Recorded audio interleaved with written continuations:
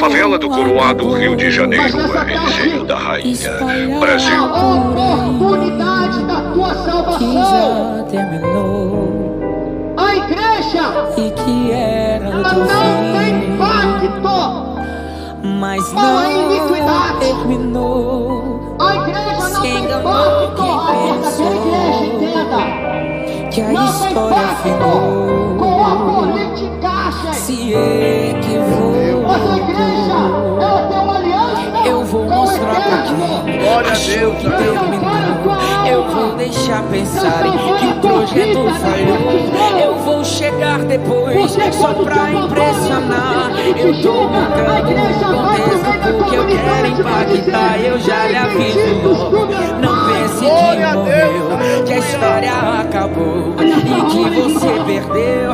Eu vou entrar no ambiente pra operar com os próximo. É verdade.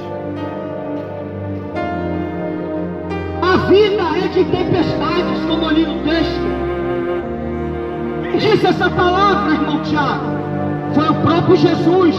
Aguça os teus ouvidos onde você está, meu irmão. Minha irmã, na sua casa, no seu lar aí.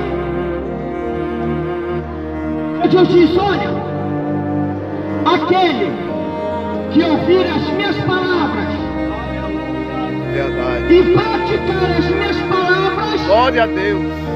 essa casa vai ser alicerçada na rocha. Glória a Deus. Aleluia. Esse homem é prudente, alicerçada na rocha. Mas aquele que ouve as minhas palavras e as não as praticam, vai estar construindo a sua casa sobre areia.